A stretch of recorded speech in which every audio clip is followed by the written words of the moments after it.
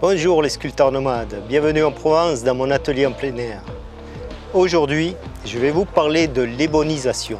Qu'est-ce que c'est que l'ébonisation? En fait, l'ébonisation, c'est quand on veut colorer un bois en noir, presque du noir ébène. Bon, suivant les bois, ça réagit plus ou moins. Les bois qui marchent bien sont le chêne, le noyer et le châtaignier. Voilà, c'est les meilleurs bois, le hêtre aussi. L'ébonisation, c'est un procédé chimique naturel du bois. Ce sont les tanins qui sont contenus dans le bois qui réagissent au contact de l'oxyde de fer. L'oxyde de fer, c'est simplement de la rouille. Pour l'ébonisation, il va vous falloir de la paille de fer, la plus fine possible, là c'est la 000, un petit bocal avec un petit peu d'eau à l'intérieur, pas beaucoup. Vous verrez, on met un tiers d'eau et 2 tiers de vinaigre blanc. Voilà, le vinaigre blanc. Voilà. Bien sûr, on protège l'établi, surtout comme moi, il est en être massif, sinon il va y avoir des taches partout. Et il va vous falloir un petit filtre. Bon, moi j'ai un entonnoir à filtre, sinon un filtre à café fera l'affaire. On prend notre paille de fer et on va découper des petits bouts que l'on met dans le bocal avec l'eau. Voilà. Alors j'ai mis environ 1 cm d'eau. Et on va remplir avec du vinaigre blanc, vinaigre d'alcool. Voilà. Alors 1 tiers d'eau, 2 tiers de vinaigre. Voilà. On va remuer un petit peu.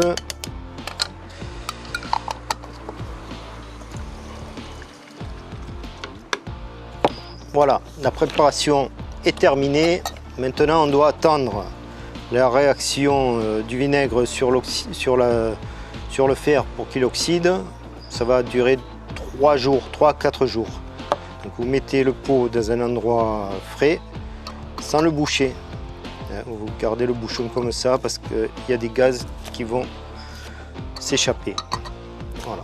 On attend 3 jours et on revient. Je vous en ai préparé un. Alors voilà, au bout de 3 jours, vous voyez comment c'est. Le liquide a une couleur de rouille et à l'intérieur il n'y a plus du tout de paille de fer. Elle s'est complètement dissoute. On remue un peu. Allez, on va le tamiser. Alors en le passant au tamis ou au filtre à café pour enlever toutes les impuretés qui peuvent rester de l'émail de fer. Je vais en mettre un petit peu là-dedans. Vous verrez pourquoi. Voilà. Je vais le mettre là. On va commencer à faire un essai sur un petit bout de chêne. Alors le simple contact, vous voyez, c'est immédiat. Alors j'ai pris celui-là de bout de chêne parce qu'il avait de l'aubier. L'aubier est plus clair, on le voit là. L'aubier, c'est le bois qui se trouve le plus près de l'écorce. Voilà, c'est comme s'il y avait l'écorce ici et en partant vers le cœur du bois. La réaction ne se fait pas parce qu'il y a presque il n'y a pas de tanin dans l'aubier, presque pas. Allez, on va faire un essai sur du noyer. Alors j'ai préparé ce petit verre parce que là j'ai des petites baguettes chinoises en noyer, mais je compte éboniser juste une petite partie. Je ne veux pas les faire en entier. Donc je vais simplement le tremper dedans.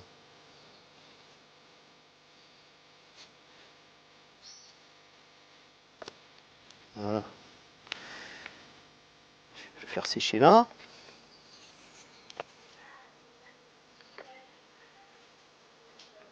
Alors suivant les bois, c'est plus ou moins rapide à devenir noir.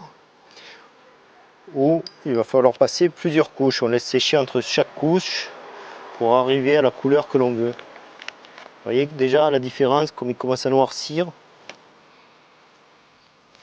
Sur le chêne, normalement, ça marche plus vite.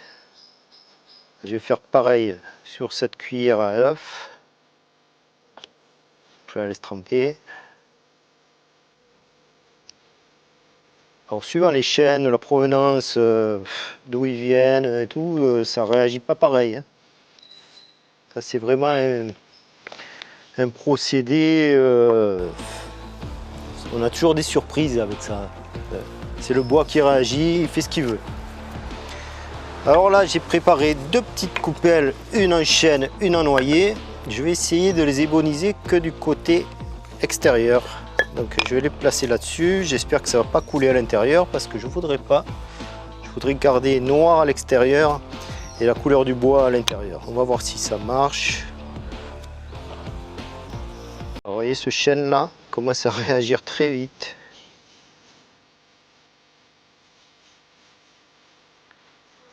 C'est impressionnant. C'est presque de la magie là. Il y a la couleur qui prend. Et elle va foncer en séchant. C'est le bois qui réagit, hein. C'est pas de la teinte, c'est moi.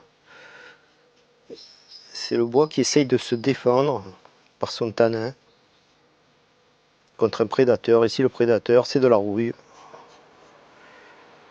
Et la couleur qui prend. Ouh là là, je vais avoir une coulure ici. Le chêne c'est celui qui va ressembler le plus à de l'ébène. Alors, quelquefois ça devient noir, quelquefois ça peut devenir bleu, violet. Tout ça dépend du bois. Ça on ne peut pas le savoir à l'avance. Allez, on va faire pareil sur le noyer.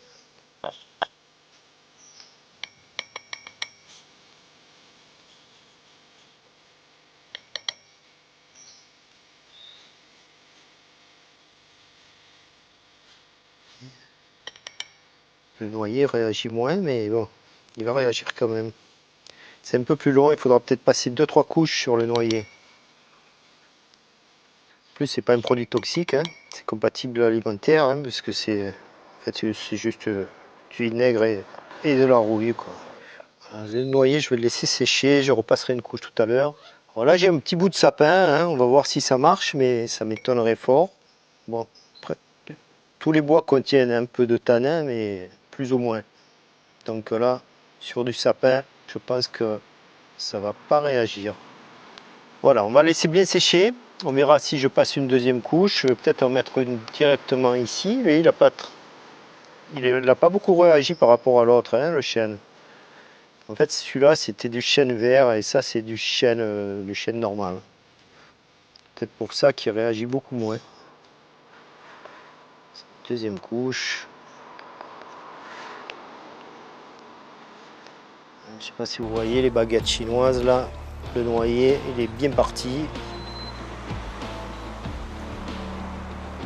Voilà. Allez, on le laisse sécher et on se retrouvera demain pour la finition. Allez, tout à l'heure. Alors voilà, après une nuit et une journée de séchage, voilà ce que ça donne. Voilà. J'ai passé une seule couche, hein. J'ai même pas passé une deuxième couche. Voilà. Alors suivant les bois, vous voyez que la teinte n'est pas du tout la même. Ça c'est du chêne tuberculé, c'était une planche de parquet en fait que j'ai prise. Et ça c'est du chêne vert d'ici. Vous voyez qu'il n'a pas du tout pris la même teinte. C'est vraiment aléatoire, ça. On ne peut pas savoir à l'avance comment ça va se passer et quelle teinte elle va prendre. Ça je ne vous l'avais pas montré, j'ai fait un essai après, c'est sur du hêtre. Donc sur le hêtre aussi ça prend pas mal. Je vais essayer de le mettre à l'ombre. Hein, belle petite couleur sur le hêtre. Alors on va passer l'huile. Un petit truc que j'ai trouvé, une huile de lin bio, 100% naturelle. Et je l'ai trouvé à Lidl. Alors voilà, si vous faites vos courses à Lidl, regardez bien au rayon bio. Ça c'est très intéressant. Hein. Surtout n'utilisez jamais de l'huile de lin de bricolage, qui n'est pas alimentaire. Allez, on va faire quelques essais. Allez, je vais commencer sur le noyer. Voilà, petit rendu là. On va laisser sécher, on va laisser bien imbiber. Alors sur ce chêne vert, ça n'a pas vraiment ébonisé, mais ça a donné une belle teinte, une belle couleur.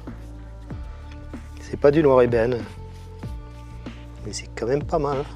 Alors cette petite cuillère, une forme spéciale, là c'est une forme que j'ai faite pour, c'est uniquement pour mettre les œufs durs à cuire dans l'eau, juste pour les déposer dans la casserole.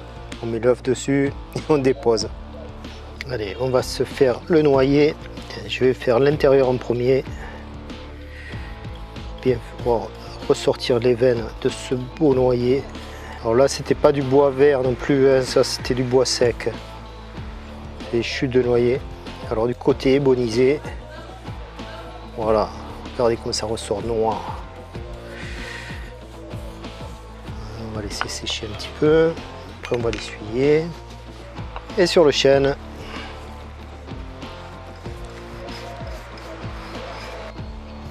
ça aussi c'était du chêne sec, hein. C'était des chutes de parquet qui me restaient. Là on peut bien parler d'ébonisation, c'est noir ébène. Un petit coup de sopalin.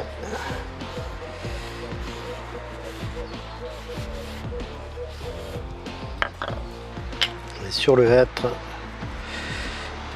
un petit lin.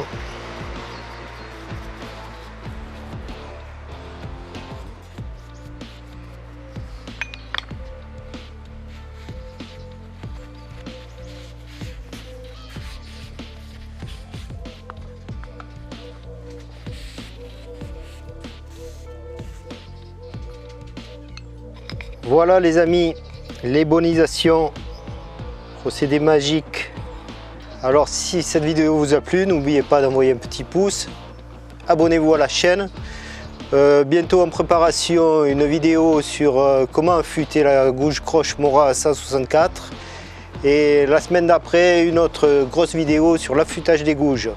Alors abonnez-vous et venez partager avec nous sur le club des sculpteurs nomades sur le groupe Facebook. A bientôt les amis. Ciao.